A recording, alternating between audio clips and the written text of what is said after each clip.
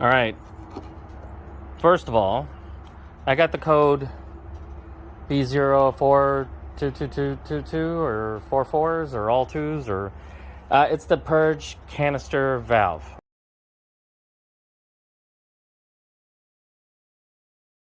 So the first thing I did is I have another video where I changed out the solenoid.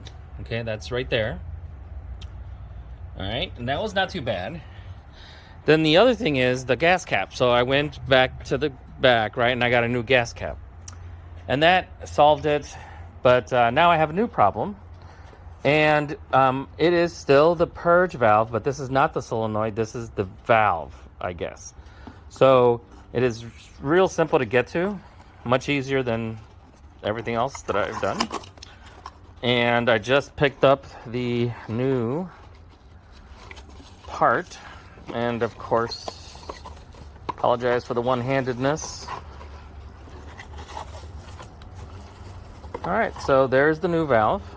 Okay, we're gonna see if that cures it. Looks pretty simple. Now, this does have some kind of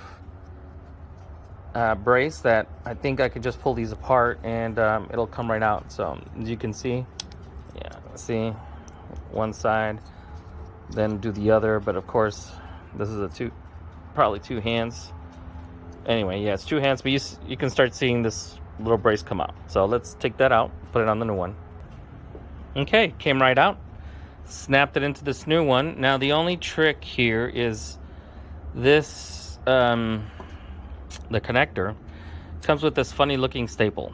Okay, so I'll try to get underneath and show you how to take that off. That was the only little tricky part. So let's go underneath, and it's pretty simple to put this together. Now, it is not in the gas tank, which is a good thing, and it's not in the front of the engine.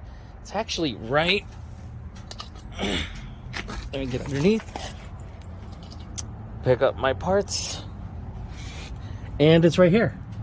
So there's the gas tank, right?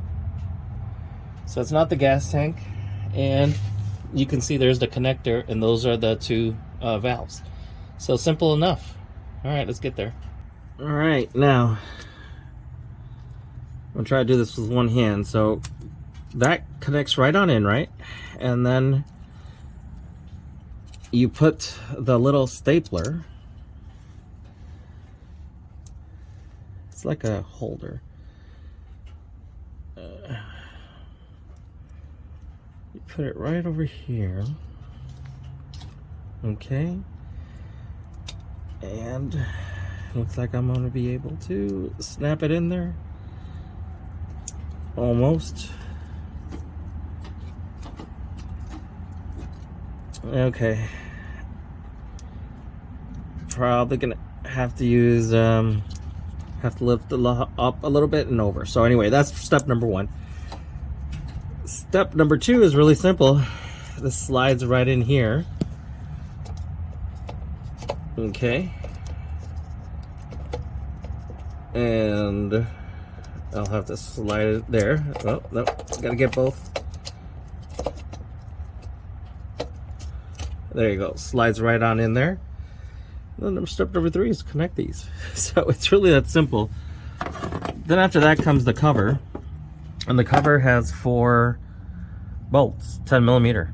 So anyway, let's take a look and see if that solves our problem, but easy enough. All right, here is the sort of finished product here. Connected these two back, all right, slid it in and snapped that back in. So really it was that simple. Okay, so of all, maybe the gas cap is the simpler. Now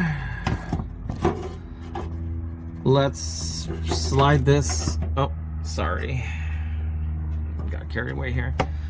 So it looks like this will slide in.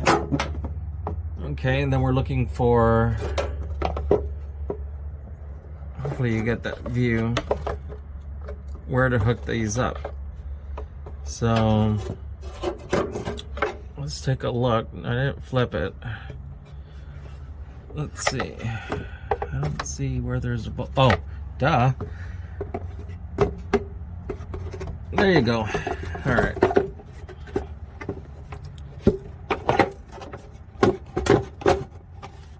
So